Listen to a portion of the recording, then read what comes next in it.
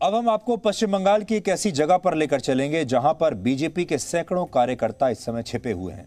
हम आपको उस जगह का नाम तो नहीं बता सकते, लेकिन ये अपनी तरह की पहली ग्राउंड रिपोर्ट होगी जो पश्चिम बंगाल में हिंसा के खेला के बारे में आपको सही और पूरी जानकारी देगी। और जी न्यूज की ये निर्भीक रिपोर्टिंग का एक नमूना है आपके लिए।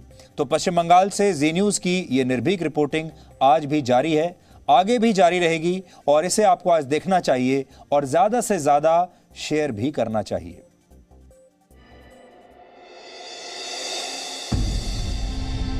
धमकी दे रहे थे, तोड़फोड़ कर रहे थे, सब कुछ तोड़ दिया, सब कुछ।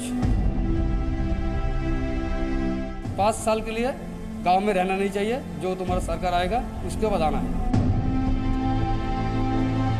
ऐसे दंगाबाजी हम कभी नहीं देखा पश्चिम बंगाल में। हम लोग का पार्टी हार गया, इसलिए हम लोग को मारा है, बांस से, कोई लाठी से मारा है, कोई हॉकी स्टिक से मारा है।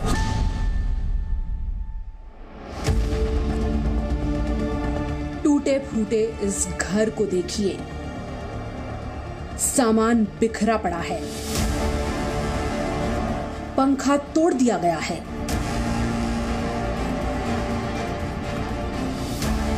अलमारी तोड़ दी गई है, ड्रेसिंग टेबल को तोड़कर नीचे गिरा दिया गया है।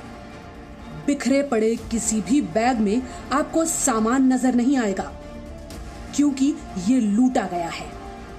अगर आपको पश्चिम बंगाल में किसी का घर इस तरह से टूटा फूटा लूट का शिकार हुआ जैसा दिखाई दे, तो समझ लीजिए वो बीजेपी कार्यकर्ता का घर है।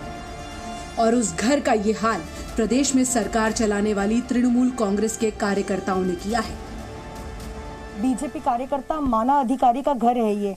अभी हम आपको तस्वीरें दिखाते हैं किस तरीके से उनके घर को तोड़ा फोड़ा गया है और कैसे लूट मचाई गई है। आप देखिए इस घर पे कोई भी नहीं है। आप देखिए अलमारी का दरवाजा तोड़ दिया गया है, यहाँ पर कोई सामान नहीं बचा है इस अलमारी में। साथ ही एक और अलमारी है, उसे भी तोड़ दिया गया है, सारा सामान यहाँ पे लूट लिया गया है। और आप देखिए, आपको तस्वीरें दिखाते हैं, फैन की हालत आप देखिए, फैन को तोड़ा गया है। और ये देखिए एक ड्रेसिंग टेबल को तोड़ के इस तरीके से यहाँ रखा गया है। ये एक और अलमारी है जिसे तोड़ के यहाँ कर जो है सारा सामान लूट लिया गया है। अंदर हम आपको तस्वीरें दिखाते हैं, ये एक और इलाका है। देखिए अगर आपको दिखेगा बैग है वहां पर, लेकिन बैग में कोई सामान नहीं है, बैग पूरा खाली है। और माना अधिकारी आखिरकार कहाँ है, किसी को जानकारी नहीं है। हालात ये हैं कि पश्चिम बंगाल में अपने कार्यकर्ताओं की जान बचाने के लिए बीजेपी उन्हें गुप्त स्थानों पर छिपा रही है। हम एक ऐसी जगह पहुंचे जहां बीजेपी के सैकड़ों कार्यकर्ता छिपे हुए हैं, क्योंकि उन्हें जान का खतरा है। सैकड़ों बीजेपी कार्यकर्ता चुनाव नतीजे सामने आने के बाद से ही अपने इलाके को छोड़ के, अपने घरों को छोड़ के एक जगह अनडिस्क्लोज लोकेशन पर जो है शरण ली है। पार्टी की मदद से उनको रखा जा रहा है। बेहद डर में अभी भी इतने दिन हो गए हैं, लेकिन घरों को वापस नहीं जा पाए हैं। तो आपका क्या कसूर है कि तृणमूल कांग्रेस के कार्यकर्ताओं ने आपके साथ ये किया? कसूर ऐसे बात है, मैं भारतीय जनता पार्टी का कर्मी हूँ, बीजेपी करती हूँ, इसलिए यही सब कर रहा है। जो बीजेपी छोड़ दो, हमारा साथ रहो, तो पश्चिम बंगाल में रहना पड़ेगा। जो बीजेपी नहीं करना है तो पश्चिम नहीं रहना पड़ेगा। मतलब यहाँ पे जितने लोग हैं, बीवी बच्चे सब घर छोड़, सब जो भी बीजेपी कार्यकर्ता है उसका बीवी बच्चे माँ बाप, ऐसे छोटे बच्चे, 2 साल के बच्चे, 4 साल के बच्चे, उसको भी मारा है। पार्टी कर रहे थे, आज मरना है, कल मरना तो है, लेकिन मेरे डर है मेरे बच्चे का, मेरा 3 साल का बच्चा है, उसको भी मारना चाहता है, मेरे बीवी को, मेरे बच्चे को। ऐसी बात है, कहाँ जाए हम लोग, बोलिए। इन लोगों का कसूर बस इतना है कि वो बीजेपी के कार्यकर्ता हैं। इसके लिए उन्हें टीएमसी के हुड़दंगियों का शिकार होना पड़ रहा है। कोई लाठी से मारा है, कोई हॉकी स्टिक से मारा है। बोला है जो बीजेपी करता है हमारा साथ, और भी जो बीजेपी का कार्यकर्ता है उन लोग को घुसने नहीं दे रहा है। घर में सबका घर जला रहा है, भंग रहा है, दुकान को तोड़ रहा है, सबको तोड़ रहा है। और ऑटो लाइन भी हम लोग को ले रहा है धीरे धीरे। तो हम लोग को बोल रहे कभी घुसने नहीं देंगे, कभी रहने नहीं देंगे पाड़ा में, तुम लोग को अब जाओ जहाँ पे जाना है, पाड़ा में घुसने नहीं देंगे। ऐसा कैसे करके। कितने दिन से आप अपने घर से बाहर हैं? हम 2 तारीख से घर से बाहर है और वापस नहीं जा पा रहे? नहीं जा पा रहे। क्या हो रहा है इलाके में, आप वापस नहीं जा पा रहे? वो अत्याचार कर रहे हैं, घर बाड़ी जला रहा है बीजेपी तृणमूल का आदमी लोग, बीजेपी का कर्मी में। 2 तारीख से जब रिजल्ट आउट हुआ है तब से ही वो लोग पूरा दंगाबाजी शुरू कर दिया। दंगाबाजी ऐसे करे कि थोड़ा कुछ करे तो मान लेता, लेकिन ऐसे दंगाबाजी हम कभी नहीं देखा पश्चिम बंगाल में कि ऐसे राजनीति चलेगा कितना दिन, लेकिन ये राजनीति हम लोग नहीं चाहिए। ऐसे सैकड़ों बीजेपी कार्यकर्ता हैं जिनके घर बार लुट चुके हैं या फिर जला दिए जा चुके हैं। अपने घर लौटने में भी अब इन्हें डर लग रहा है। कोलकाता पश्चिम बंगाल की राजधानी में एक ऐसी जगह है जो एक अनडिस्क्लोज लोकेशन है, क्योंकि यहाँ पर जिनके घर छिन गए हैं वो यहाँ पर डर के साए में छुप कर रहे हैं। बीजेपी के जितने नेता हैं उनकी मदद से यहाँ पे रह रहे हैं और ये डर रहे हैं कि किसी को ये ना पता लगे कि आखिरकार ये कौन सी जगह है, वरना उनको ये डर है कि फिर एक बार उन पर हमला हो सकता है। हमारे पीछे जितने भी लोग हैं वो ये लोग हैं जिनके घरों को तोड़ा फोड़ा गया, आग के हवाले कर दिया गया और उनके साथ भी मारपीट की गई। इस मुश्किल दौर में बीजेपी अलग अलग स्तर पर अपने कार्यकर्ताओं को रहने का सुरक्षित ठिकाना दे रही है।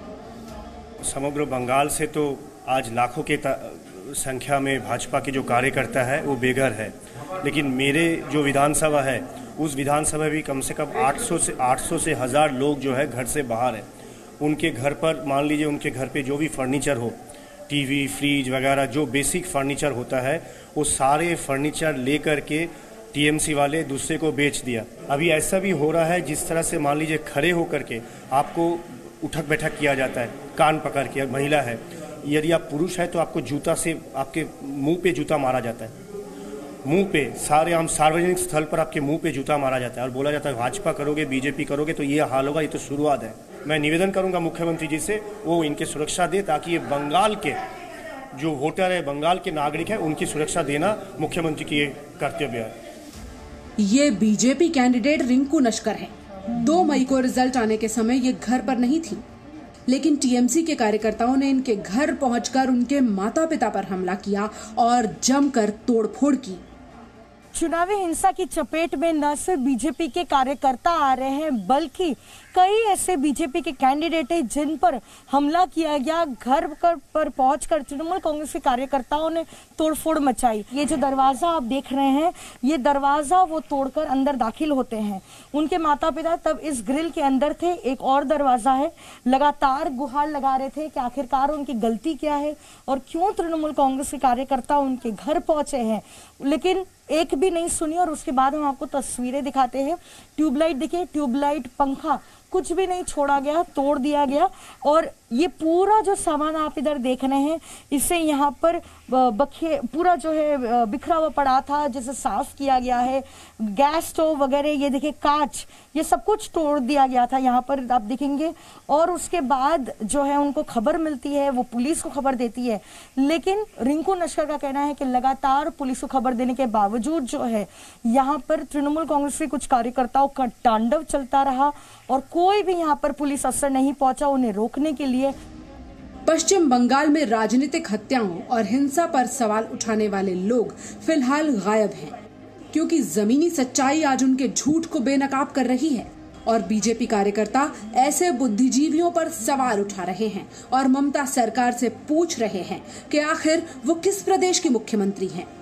मेरी माँ का फोन आया कि घर में आओ, तो घर में ये सब लोग आके तोड़फोड़ कर रहे हैं। तो हम तुरंत पुलिस को फ़ोन किया तो पुलिस ने कहा हम देखते हैं क्या करते हैं।